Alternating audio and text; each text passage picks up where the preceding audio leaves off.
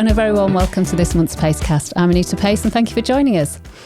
Now, I've met many business leaders over the years, but I don't think I've ever met anyone as entertaining as my guest today. He's not only one of the founders of the Centre for Digital Innovation, fondly known as C4DI, but he also founded and built the very successful international packaging company Sonoco Trident, where he was for 24 years. I am, of course, talking about the one and only Dave Keel. Hello and welcome to the studio, Dave. Hello. Good to see you. Good to see you too, and thank you for joining us today. Now, I've asked you to bring in something which is hopefully memorable and meaningful to you, so I'm looking at it now. What have you brought in? It's a very, very, very old piece of paper, and I mean, I've been around this planet for a long, long time, so I've gathered together all sorts of bits and pieces. But this is the one, and you look how old it is. It's my original contract of employment that I got when I first signed up as an apprentice to a company called Harland's in January 1967. Oh, that was the year I was born. £4.18 shillings a week. It's interesting. The reason it's interesting is because, I mean, we've probably all got our very first contract of employment, but it's the only contract of employment I've ever had in my life. Oh, because really? I've refused at any other stage in my life to sign a contract of employment. You know what? That doesn't surprise me about you. Well, I'm not very good at a lot of things, and I'm reasonably good at just a few things. So I never really could see the logic in signing away my ability to do what I'm reasonably good at. So that's the only contract of employment. So that's the only obligation I've ever had. And interestingly, it's only one page. Yeah. Like contracts today, employment contracts are many more than one page. Yeah, but there's a story to that as well, because we'll probably come to this as you scratch around in my background. But when we started Trident, there were no contracts of employment, no job descriptions, no rule books, no start times, no finishing times. Based on that, yeah, but I guess we'll get to that. Well, we will. We definitely will. Right, okay. So, and Harland's were print. They were going a print company back in the day, weren't they? Yes. So, right, okay. So let's dial it right back to your childhood then. Share what you were like. What were you like as a boy growing up? Hard work, but that's probably understandable. Sadly, my dad died from injuries sustained during the war when I was 4. So I only ever knew my dad as being quite poorly and constantly being taken away in an ambulance. And after he died, I think I probably went off the rails a little bit. And then sadly, the next person in my mum's life was something of an abuser. So that made life a little bit more interesting still. So it wasn't a terrible childhood. And I actually felt quite well off, even though we didn't have very much, because probably most of the people who I was friendly with had even less. And do you have siblings? No. All right, no, okay, no. okay. And I could draw. So I just drew and drew and drew. And to the extent, there's not much I remember from school, but I didn't really like it very much. But I remember when you used to have an art exam at the end of the year, and I did some drawing or painting and didn't like it. So I did another, didn't like it. And I did a third. And what I hadn't realised is the other kids around me had picked up the ones I had thrown away. And so the first, second and third were all drawings and paintings by me, which was weird. So you obviously had a talent for it, though. I did, but I haven't got it anymore. It's gone. I can make vague images that resemble something or other, but I could draw, and that got me through a whole load of rubbish, and that's what got me. So when I joined Harland's, I joined as. There's no such thing these days, but I was a trainee commercial artist. Oh. So you weren't a graphic designer, you were a commercial artist. And I joined Harland's. Harland's was Apprentice, but they needed people to design stuff to print. But this was the days where if you ever remember, Christmas you get a box of crackers, and those little gold and silver seals on the fronts of the crackers, you get a snowman and a reindeer. Yes, yeah. I used to design those. I could draw a reindeer and Father Christmas perfectly because we did hundreds of them. Yeah. seal printers. But labels, before labels came along, so everybody kind of thinks everything's label. Before labels came along, there were seals. So I was a commercial artist designing seals. So is that something that you pursued then when you were at Harland's, that route? Yes, because, well, what happened was I was quite good at drawing. I ended up at Hull Grammar School, which was, again, horrific. I hated it. But I could draw, so I used to kind of just lock myself away and draw things. So I got into college, but with it being a kind of a single-parent family, we didn't have a lot of money, so I couldn't afford to go to college. So I had to get a job, and got a job at Harland's in the studio as a commercial artist. And over the years, probably after 20 years, ended up running it. It was... Oh, you can't just say that. You can't just say you joined as an apprentice and drew some illustrations for the seals and then ended up running the company. So how did you get to that point then? I kind of developed an interest in computers before computers were around. Yeah. And realised very quickly that you could use computers to do the stuff that we were doing at those days. I mean, it's way before your time.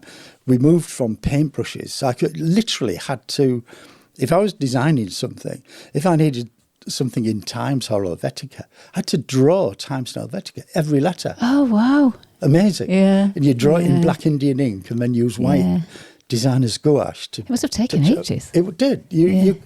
It took nothing. If it took you 3 weeks to create a label design, a seal design, that was perfectly acceptable.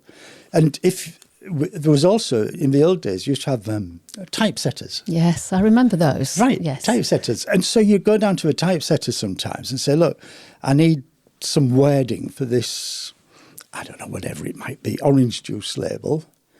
And they say, yeah, that's fine. We'll typeset it for you. It'll be ready in 3 weeks. And you'd think to yourself, well, I can probably draw it in a week. This is the time scales you're working at. So you draw it. And so I recognised computers. I built one without really knowing what I was doing. You built a computer? Yeah. It was from a kit of parts and then plugging. I didn't really know what I was doing. But I kind of saw that it had some potential. And so what happened? I think we were spending a lot of money with typesetters. So I bought a computer typesetter because I thought, well, I can probably understand how to do this. The print businesses started to drift into computers because barcodes were coming out. Yeah. We were the first people to work with barcodes. And installed a whole load of computer graphics equipment. And it kind of was quite successful. And anyway, so that's so the management obviously, through. So the management at the time obviously recognised this talent you had, this inquisitive mind you had. I think they thought they'd rather have me working with them rather than against them. Yeah. So what period are we talking? Is this the 80s then maybe? Or I'm not very good. It's kind of all been a while. Yeah, I'm just trying to think. I would guess it's 70s, 70s, probably 80s. 70s we started to dabble with the computers. Yeah, it will be about 70s when we started to dabble. Probably the 80s when we would, like everyone would have a computer, but that was before anyone else. Yeah, So you've got to wind the clock back to where Hull was in those days. So basically, Hull was a print town. You could go to Leeds, Sheffield, you wouldn't find many printers. Hull was a print town. But the reason Hull was a print town was it was all grew around this company called Harland's, who were printing labels. The first business probably in Europe, if not the world, to move into self-adhesive. Because before that, if you were sticking labels on a product, you had to put glue on the back. Yeah, I know. Yeah. First people to move into barcodes. So quite innovative, weren't we? Yeah, I was used to doing innovative stuff. It was the first people, I mean, if you think about it, I can still remember us doing transdermal patches. Because you think about a label, well, transdermal patches for, now you do them for stop smoking. Yeah. Then we were doing them with painkillers on them and all sorts of wild and wonderful things. So, wow. yeah, I mean, I honestly haven't thought about this for the last 50 years, but you're making me spew it all out. Yeah. This is like a technical therapy session. And really what I should have done is thought out a linear explanation of what's gone on in the car on the way here. But I didn't because I was listening to stuff. So anyway, the print industry was shifting like mad. So computers were getting involved. Self-adhesive, we were the first company to work with self-adhesive because before self-adhesive you would use glue on the back of sticky labels. Barcoding was a big one. I've kind of already mentioned transdermal patches. And all of this stuff meant that the company was quite successful. It was a really interesting lesson to learn at that point, which I doubt anyone would believe now. But the business was so successful that we needed to get rid of some customers because we could make an awful lot of money on just the big customers, the big brands. So a lot of the smaller customers, we doubled the prices so they'd go away. But none of them went away. So we tripled the prices so they'd go away, and none of them went away. And the interesting thing there was that the salespeople for the last 5 years have been telling us they couldn't get any more money out of the customers for stuff. So it really did rocket growth because you're in Hull, you're in this kind of small city that you don't know what's going on in the rest of the world.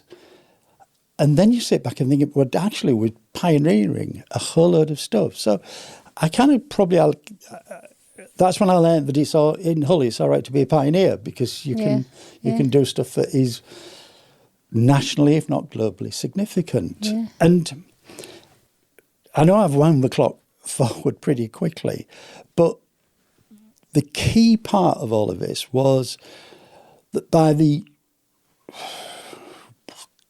30 years ago, so do your sums, 30 years ago, about 1990, something like that, I was probably around 40, thinking I need to do something different.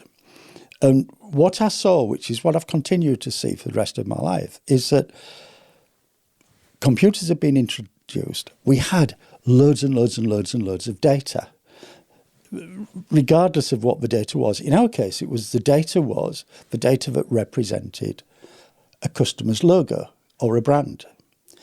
Now, it's hard to believe this, but in those days, if customers said, I want you to print this label for me, and you didn't have the logo, we go back to what I was talking to you about, you'd have to spend a day on the drawing board or 2 days drawing it out. But we had it as a piece of computer data. So we could do everything faster, better than anyone else because we had everything computerized. So I'd recognised two things, the value of the data and the fact that Harland's, that by that time was maybe, let's call it 10, 15 million turnover company. A lot of money in those days. Yeah, 10% of that was being spent on the studio because of all the investment we took. So I approached the board of Harland's and said, look, we need a situation where we take all this data, you give me that 1.5 million that you're paying me to deliver you all the product, the designs, artworks. Because were you running the studio at this point? Yeah, that had happened, but in probably late 20s, 30s, I guess. I can't quite remember. And give me all the data, give me that 1.5 million. I'll carry on doing everything you needed, everything we've been doing for you. But whenever we're not doing that stuff, I can sell this computer time, this service to bigger brands. Ah, clever. And so that's when Trident came about. So we set up a company called Trident. And the reason it was called Trident was, so the guy who used to run Harland's was an ex-military guy. So everything was Operation this, Operation that. And we were going to float the studio, so he called it Operation Neptune, because we were going to float. And what did Neptune carry? Yeah. And so I did not know that story. Yeah, we called it Trident. And I'll always remember someone came into the studio and it was run then by myself, Bob Carroll, and someone else, I can't remember now.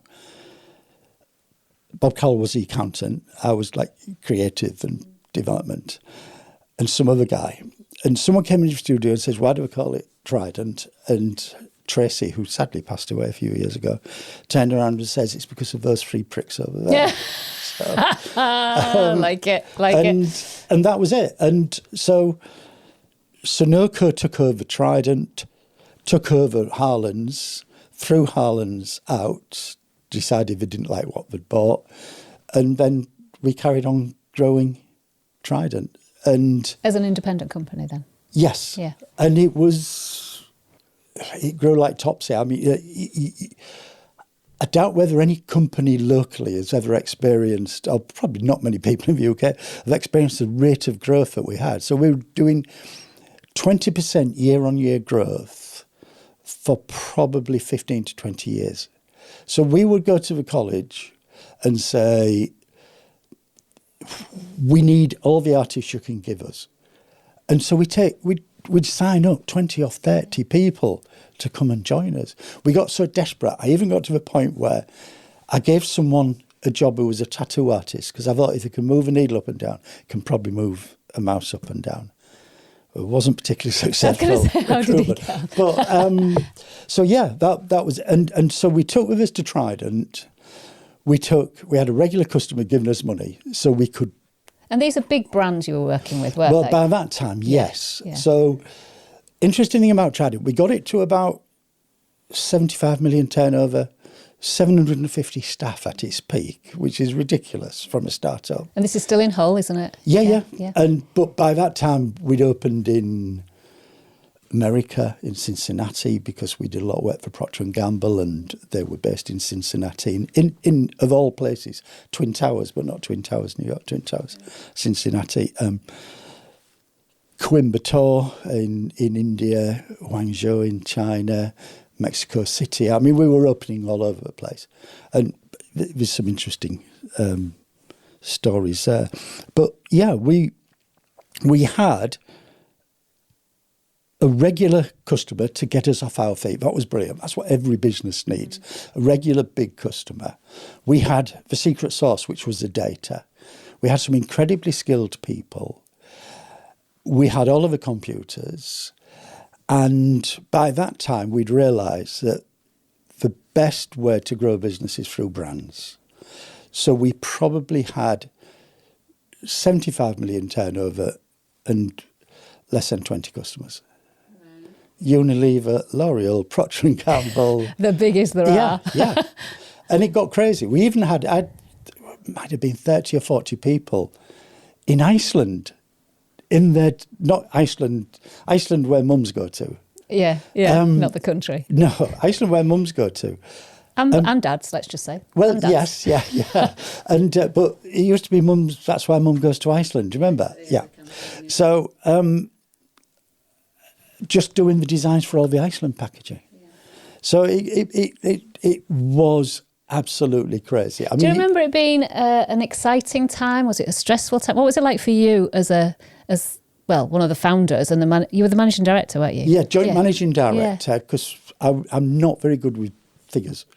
So it was myself and a guy called Bob Carroll, he was by trade an accountant, and basically every day I'd say to him, do I need to worry about money today? And he'd say no. So then we just get on with doing business. We had some of the biggest customers in the world. We knew we were doing something special. It was like, Trident was like a travelling party. Because if you remember what I mentioned earlier, when we started the business, we had no rules, no contracts of employment, no job descriptions. So what was the thinking behind that then? How do you... We came from the print industry. The print industry was highly... Regulated is the wrong word. It was controlled very much by the unions. Nothing wrong with that, but it was controlled by the unions. So it was also ultra traditional. So you'd have a manager, and that manager would be made a manager for life. He'd never lose his job. He would be replaced by someone if he left or died or whatever. And it would be the person who was the best printer would now become the manager. And what that meant was, I could see this every day, you lost a good printer and got a bad manager. Yeah. And we wanted to break away from all that. So we only had 2 rules at the time. So people would join Trident. You can imagine, we were starting people every day. People would join Trident and we'd say, there's no rule books, no job descriptions, no start times. If we're busy, you come in early, go home late. If we're not busy, come in late, go home early. Yeah. But they must have been working on deadlines, though, for the clients. Yeah, but you don't need a rule book to know. If you know something is wanted tonight, you've got to stop and wait to do it. I mean, we wouldn't even provide them with the Mac. We'd say, you're bright enough to work here, bright enough to order your own Mac, bright enough to order your own desk and chairs. Oh, and really? So they came in with nothing? Yeah, nowhere to sit? But people won't believe this. And it was like a travelling party. It was bizarre. It was a cult, let's be honest. If you look back now, you think this was a cult. That's an interesting word, because that has negative connotations, doesn't it? And looking back, it probably did. I think. What do you mean by there's that? There's a few people scarred by it. Well, because people would come to Trident and think, hang on a minute, I've got more power than I've ever had in my life because I haven't got a boss breathing down my neck. I can do whatever I like. So there was no structure, so people didn't have a line manager or anything like that? No, we had no managers. It sounds like carnage. It was, but it was brilliant. It was incredible. It was just a brilliant way to do business. I can understand how creativity might have flourished, but you have to have some sort of process and systems and some sort of guardrail, surely. Yep. So what happened when people were, let's just say, doing things they shouldn't have been doing? Well, we managed to sustain that to about 100 people. Right, okay. And that's a lot of people, though. Oh, yeah, it was. It was crazy. And there were casualties, where people... Casualties, not deaths, No. If people didn't leave in the first 6 weeks to 2 months, we knew that they loved it. Right. And it was like a cult. And it just... I mean, we did things that nobody else did. It was free tea, coffee, toast, sandwiches, free lunches. Which is quite common now, but back then it wouldn't have been. No, 30 years ago, nobody did anything like this. And I used to do quite well just travelling around the country talking to people in the print industry about how you run a business. This most traditional of industries that was controlled by the unions, controlled by tradition, and how you run it with this wild and wacky way. And when we were doing that, just to put it in perspective, the company won Sunday Times Best Workplace Award. Best business in the north of England to win it. First business in the print industry, to win it. Financial Times Great Place to Work. I've maybe got those two awards mixed up. Yeah. So it was brilliant. After about 100 people, it got to the point where, things might go missing or people might not turn up. And you knew that people were taking advantage.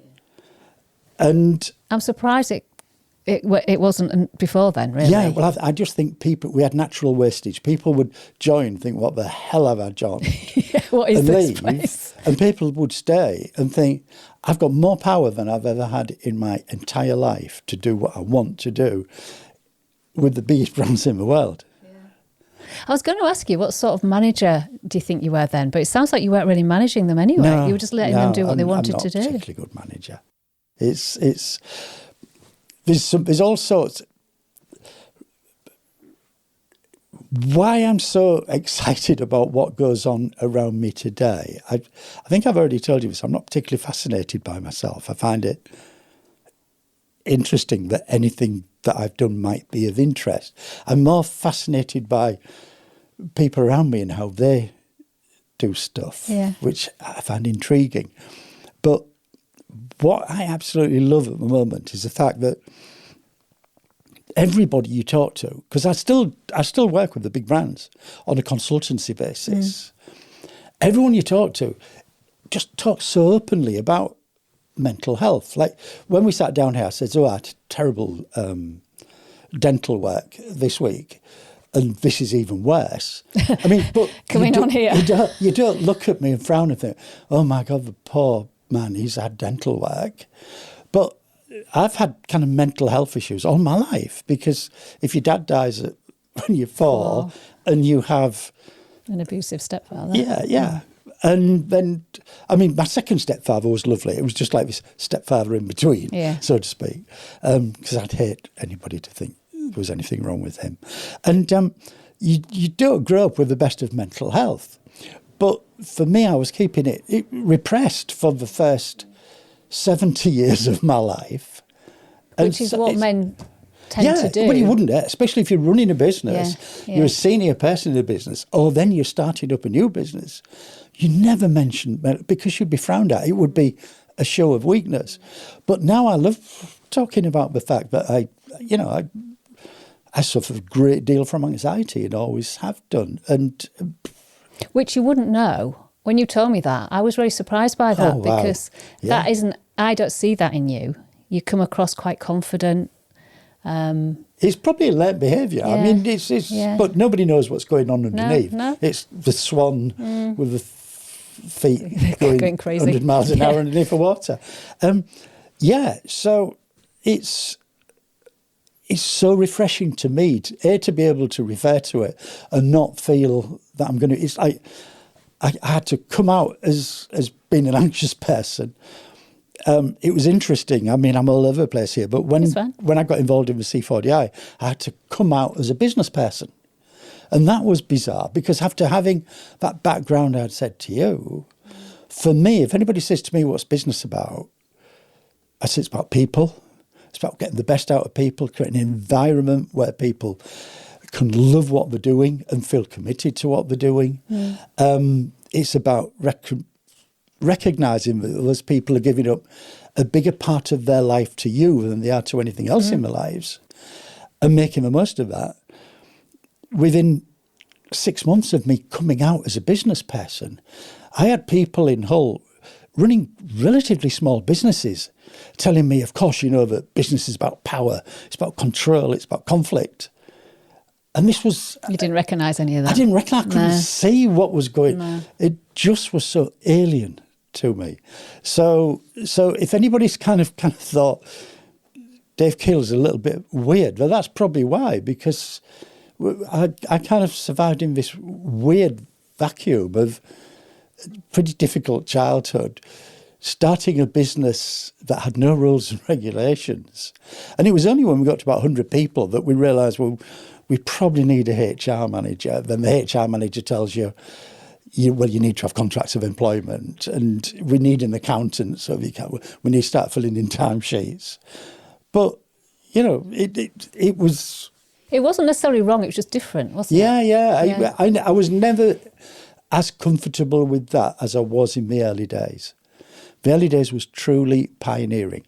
People all over the world wanted to know, what are you doing in the print industry that is so different? So how were you feeling about the changes, this kind of structure and process that was being introduced? Was it making you feel uncomfortable then, do you think? Yeah, and probably for far too long afterwards, every time, we were still growing like crazy, but we had a process for absorbing these people where they'd be provided with a Mac and stuff. And also, I mean, in the end, you have to start having IT systems rather than letting everyone do their own thing. Yeah. So I guess size took us over. So I wasn't entirely comfortable, but you had to go with it. But even the appointing of managers was good, because the question, people will always say that, even when you're 100 people, it's just a pretty good sized company for Hull. And people would say, well, what do you do? Where are the managers? Well, we said, we don't have any managers. We don't have any people walking around with stripes on the jumpers. But we have what we call obvious leaders. So if there's a problem, there's some people who will kind of stare into space and not do anything about it. There's other people who are just culturally made to stand up and take control. So they were the people who we made managers. So we knew they were not kind of formal managers, but they were obvious leaders. And that's what that environment did. It gave people who were leaders an opportunity to just naturally do it. We didn't have to give them management training, leadership training. We did in the end, but these people would just emerge. And most of those were people who ended up directors of a 75 million turnover business, 750 staff. Interestingly, without any bias whatsoever, the majority of them were female. That is interesting. Natural leaders, you see, we are. Yeah. Okay, so Sonoco came knocking, is that right? Or did you... So what happened was Harland's was a family-owned printer. Very successful, very innovative company, but the family had started to want to get out of the business. Engraph was an American company who had decided that they wanted to go around the world buying up label printers and create a global network of label printers, because the big brands like Procter & Gamble, who were standardising their designs, wanted to have the same design printed in England, Portugal, Spain, India, wherever. So they wanted to build a network of printers around the world. So they went around the world buying these printers, Harland's being one of them. At that time, we were creating Trident. So they bought Trident at the same time as they bought Harland's. Oh, okay, right. Then, so you can imagine, there's a big fish called Engraph swallowing lots of smaller fish, which are printers, which was swallowing an even smaller fish, which was Trident, which at that time was probably 6 people. And then a big company called Sonoco came along and bought Engraph, so he had an even bigger fish swallowing a big fish. And after probably 4 years, the only thing that Sonoco had left was Trident. Of all those printers around the world, they either shut them down or sold them off again. Sold them off. Because what they said was, the terrible thing here is that all of these businesses can make a massive amount of money when they're in competition with each other, but can't make a penny when they're not. Yeah. Big lesson. Yeah, interesting. Yeah.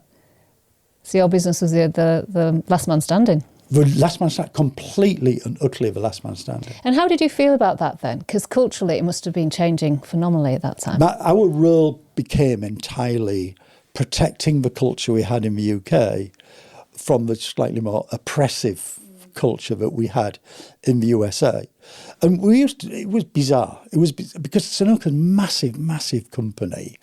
And we used to do wild and wonderful stuff at Trident. I mean, it's coming back as I'm talking to you. So I used to sit down and think to myself, well, look, creativity, my view of creativity has always been, and I think I probably stole this from someone, but creativity is something that somebody does that they don't have to do.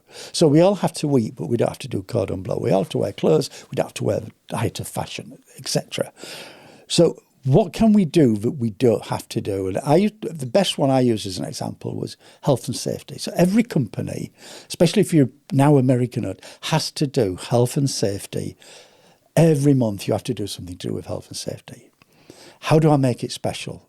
How do I make a situation with health and safety so that the people in Trident go home? This was the objective every day. They go home and they think, fuck me, I'll never understand what happened at work today. So when it came to health and safety, if we had a lot of people out on the road in cars driving, so we would do road safety. So I'd bring a car into the drive of Trident. We'd do a competition about road safety. The winners would sit in this car and the fire brigade would come and cut them out of it with these jaws of whatever you call it, to cut the roof off and lift them out while a few hundred people are standing around watching them. So we'd do a fire alarm test and we'd block all the doors and we'd fill a room or a couple of rooms with smoke. Oh my God. And we'd have cardboard boxes and obstacles. And to get out of the business, you had to crawl on your hands and knees around the cardboard boxes under tables full of smoke while the firemen were there with their cameras. I mean, this is what I mean by saying creativity. Yeah, so that basically, what can you do that you don't have to do that makes people go home and say, you're not going to believe what we did today. But they'll remember it. Hundreds of things. Yeah. So, But it got bizarre when the American company was saying, we've had a real big problem. One of the most unsafe practices, I think, in the planet probably is forklift truck. Yeah. Real big problems with forklift trucks. So we had to do like forklift truck safety, even though we didn't have a forklift truck. I was going to say, did you? Yeah, but no. So that's when it starts to get a little bit bizarre.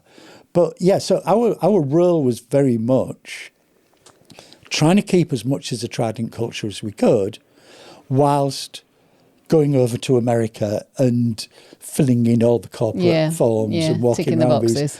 Great. And it was in Hartsville, South Carolina. So it was very much the Bible Belt of America.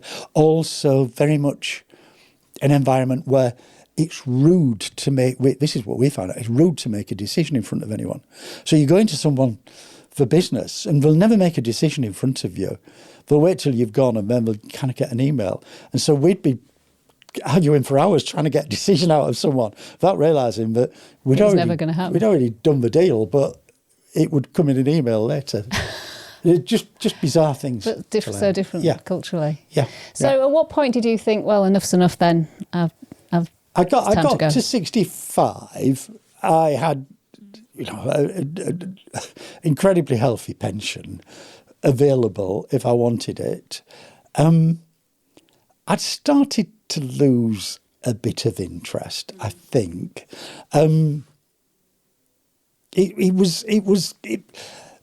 the company became so big, it inevitably becomes slightly corporate. Inevitably, you kind of round off some of the square corners that I used to enjoy. And I'd been approached to be on the board of a new organisation that was about to be set up in Hull for startups and digital startups called the Centre for Digital Innovation. I was subsequently asked if I would chair it, which was weird because I never really considered myself a chair. And I had to kind of, but look, I'll try and chair it, but I don't do minutes. I don't really do board meetings. I don't. You don't have a rule book, do you? No, this was what was so a bit weird. of a maverick. And I was also presented with a board that was, as I said at the time, very male, pale and stale. Yeah. So it was weird. It was just really weird. And but the C4DI kind of took off. And I thought, well, I'm having more fun here. Life's about having as much fun as you can. I can afford to walk away from Trident. Trident was in a good enough position not to worry too much. And, anybody will tell you this if they're honest, which is an organisation has its own way. It's not consciously done. An organisation has its own way of telling you that it's time that you left. None of the people do it. Yeah. Just the organisation itself, the things that you're doing become less important or less central. It just felt right. It felt right. A few of the people was a really good technical guy we had. He'd already left, and I had an opportunity to work. Was Bob still around? Was he one of the original founders? Yeah, I think he'd left probably 3 or 4 years after me. Right, okay. But he was still around, so that gave it some real stability. Yeah. The most amazing kind of sales leader guy we'd ever had, which was a guy called James Cutting, he decided to leave. John Stevens, who was a technical guy, he decided to leave. They seemed to be having so much more fun than I was having. So the C4DI was an escape route. And, it's interesting. It sounds so disrespectful, but I remember, so when I was kind of in the early days of the work, I used to smoke like a chimney. So 40 a day, I'd always have a cigarette going. And then I decided to stop smoking. And you end up eating loads of peanuts and crisps and mints and everything else like that. But actually, it helped me to stop smoking. And then I was looking at Trident, looking at the C4DI and thinking, well, I need to stop smoking, i.e. Trident. C4DI is like the peanuts and crisps and polo mints. And and it was. I mean, it kind of was quite nice. It was a nice way to come from. I think back at Trident, I'd already dropped down to 4 days a week. I kind of went over to the C4DI and was doing a few days a week. But then I did some consultancy. I did remarkably well doing some consultancy for a year or so, and was doing the C4DI work as well. I was doing consultancy for the people who Trident had made life most difficult for. Oh, really? Which may sound disloyal, but I mean, it's business, isn't it? Yeah. It's business. And how do you feel about, I mean, Trident was your baby, I guess. Well, you shared it obviously, but yeah. how do you feel about the company today then, watching what's going on? It's recently been taken over by a very large, I think, Japanese company. And I don't keep in touch with anybody much. There's quite a number of senior execs in this area who, for one reason or another, when they've left the job, I've had a chat with them. And I always said to them, look, you've got to remember this. They're not your family and they're not your friends. You may feel as though they are, but they're not your family and they're not your friends. And they don't really want you going back in every week or because you're an embarrassment. Now, they don't want you there. And that was what I felt. So I was able to make the break pretty well because they're not my family and they're not my friends, even though I created some great friendships. And some people were as close as family, it was work. Yeah. And you just got to move on. I learned probably at the age of 4, this sounds very precocious, the only way you got any hope or any chance of a better future is to give up all hope of a better past. You never, you just got to move on. Yeah, well, you can't change the past, can you? That's what I mean. Yeah. So stop kind of dwelling on it and wishing it was better. Just move on. So it was uncomfortable. It was a little bit painful, a little bit lonely at times, but no more than losing a pet. I guess. And I had other things to occupy me. I actually, probably looking back now, I was delusional that I thought the magic that I'd done at Trident, I could do. You could just replicate. Elsewhere. Yeah. And you can't. It's different times, though. Yeah, you different can't. expectations. You can't. Okay, so if you think back, looking back over your career, I'm talking mainly at Trident. I mean, obviously, you've done things since then. Anything with the benefit of hindsight you'd have done differently? Dear me. See, I'm all right when I'm just stream of consciousness rambling. Yeah, no, I'm going to ask you some questions. Of an old man. Yeah, I mean, let's be really open and honest here. I mean, I try to be an open book simply because of this newfound mental health freedom. I don't think I ever gave myself enough time to have a family. Now, I've got a lovely family, but with stepkids, and I couldn't be more proud of them. I couldn't do more for them. I couldn't think more of them. Yeah. But I guess thinking back now, it might be nice to have my own family, but God, not my age anyway. So no. What about business work, career-wise? Is there anything that any advice you could give to the younger Dave? If you think back to that teenage boy. So I told you, questions silence me. I can't believe I can silence you. Yeah, questions silence me. What would I say? I'd say hang on to that. Looking to the future every day. Don't dwell on the past. And that's coming across, I think. You're not someone who looks back. You look forward all the time. Yeah. And that maybe has something to do with your younger, when you were very young. Yeah, but even now, I mean, so the work I'm getting the biggest kicks out of, I think if this is for public broadcast, I probably aren't allowed to say who I'm doing it for, but it's like global organisations. The work I'm doing now is as exciting for me as anything I've done in the last, how old am I? 74, I think, this year. Last 74 years, which is I'm helping big brands understand that every one of us is walking around this planet creating like a snail trail of data. Yeah. There's like a slimy trail behind us all, full of data from your watches, your phones, your connected scales, everything. You're obviously a very naturally positive person. You're seeing all the positive and the opportunity through machine learning, for example. Yeah. And it is, I can see how you're excited about it because it's such a dynamic world we're living in now. Every day there's something new, isn't there? Are you in no way, I guess maybe not because it's not coming through, but worried about the negatives of the AI and how... No, because I've lived through so much. I mean, everybody worried about... No one listening to this probably would remember when it was forbidden to take a calculator into an exam.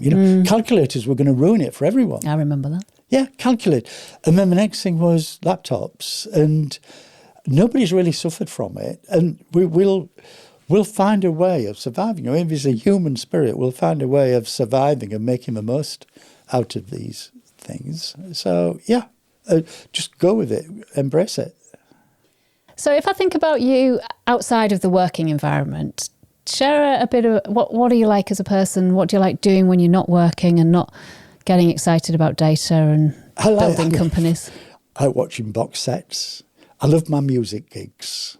Now, you told me you were at Oasis last weekend. Well, I wasn't just at Oasis. I was actually... Come on, a share the story. With Orlando Bloom and Rick Bob Astley. Geldof and Rick Astley.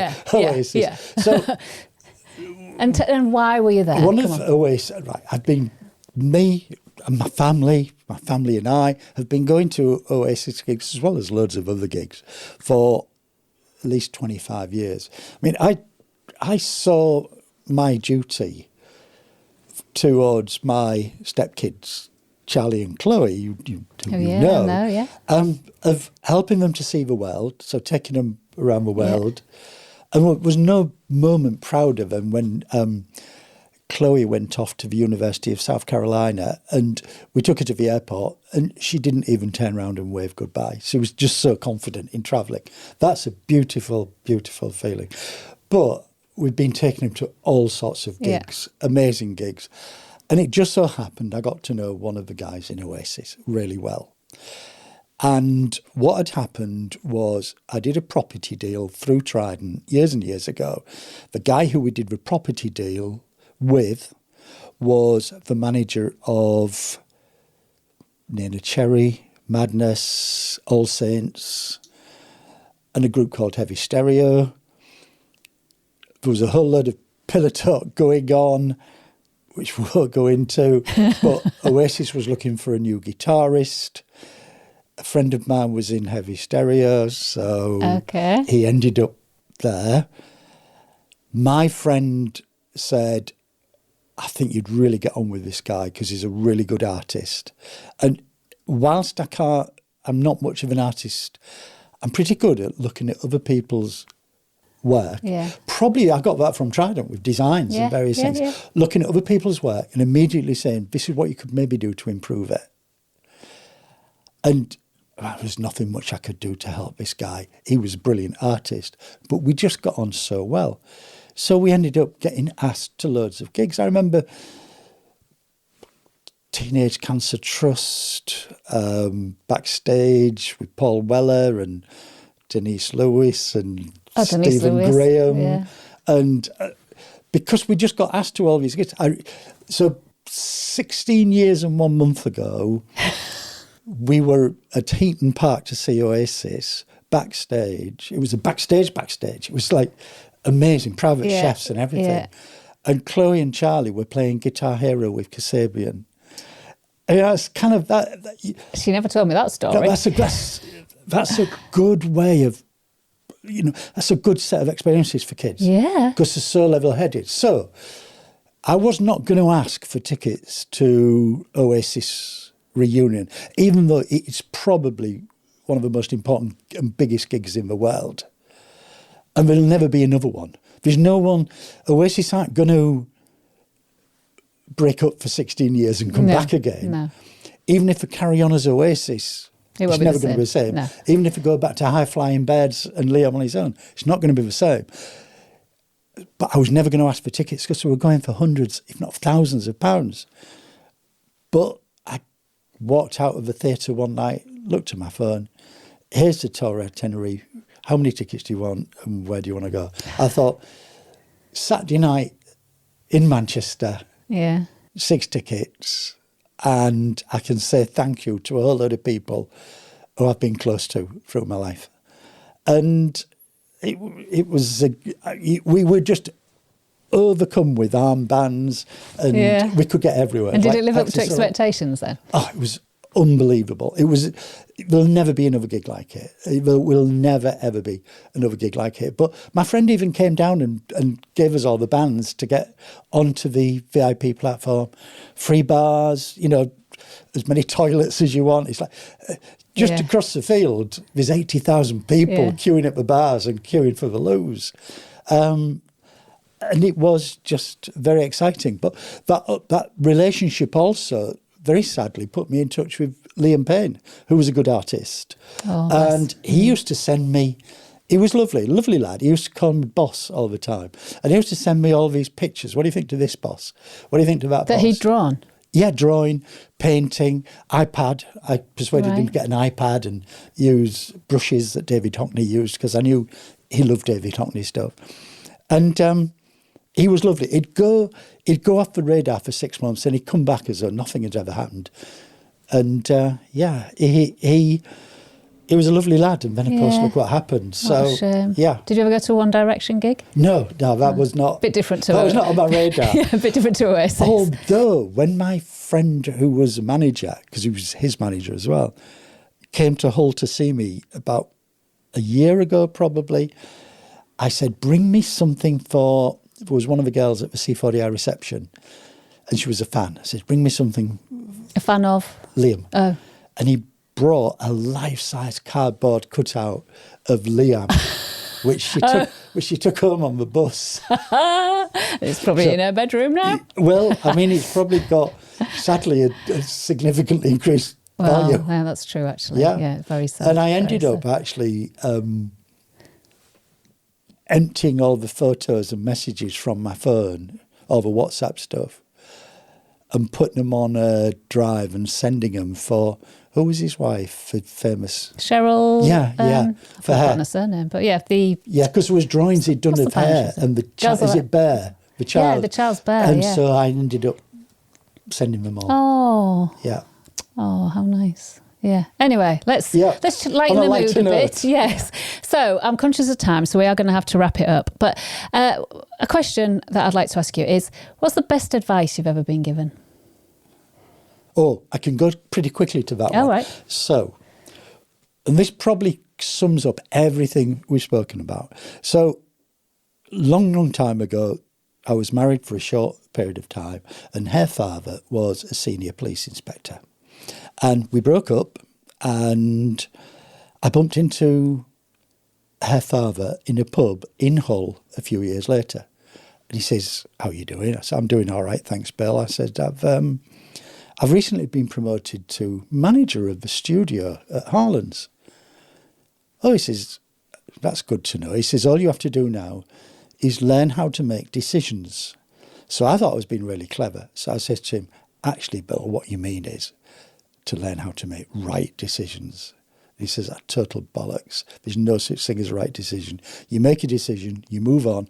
You'll never, ever know whether it was a right decision or a wrong decision, a good decision or a bad decision.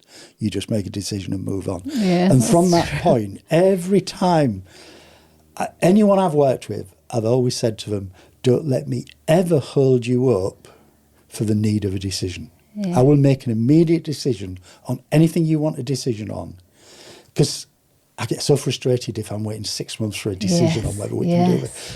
And you may not like the decision I make, and you may wish you'd never asked me, but I'll make a decision for you in a heartbeat. Yeah, I agree that it's better to make a decision than not. Of course. Yeah. And you'll never know, because you'll never know if you made a different decision, you'd have got run over by a car. Yeah. You know, so, yeah. Thank you, and thank you for coming in today. I've really enjoyed this chat. Well, thank you. And thank you for being so open and sharing your stories with us. Before you go, I've got a question that was left by our previous guest, and she left it not knowing who the next guest was going to be. But I think it is quite a good question for you, actually. So I've got it here on my iPad, and it is, if you had a magic wand and could grant one wish for the Humber, what would it be? I think you've had Tim Ricks on this. We have had Tim, yes. And Tim, when I kind of came out as a businessman, Tim always had this concept of the lagoon. It is, yeah. And it's so bizarre having a lagoon in Hull that I'd love to see it happen. So I think it would be Tim Ricks's lagoon. Tim Ricks's lagoon. I just loved, and I think that's something to do with 2017. And I remember when we got 2017 was a time when I think I won Digital Ambassador, of is the, it? Yes. And I said, yes. we are not City of Culture, we're City of Confidence. Yeah. And I don't think without City of Culture we'd have ever had the confidence to suggest that Hull should have a lagoon. And it's much more than a lagoon, isn't it? It's a transformational project for the city. But you know what I'm saying? Yeah, it's like, yeah, whoever that thought confidence. that someone might be brave enough to think that cruise liners would want to dock in Hull? Yeah. It's just lovely. But why not? Yeah. I love that. I love that Yeah. type of thing. No, thank you. And thank you for answering that question. And thanks again. I've really enjoyed it. Right, that's it for this month. Thank you for joining us. We look forward to seeing you again next month. But until then, enjoy the summer and bye-bye.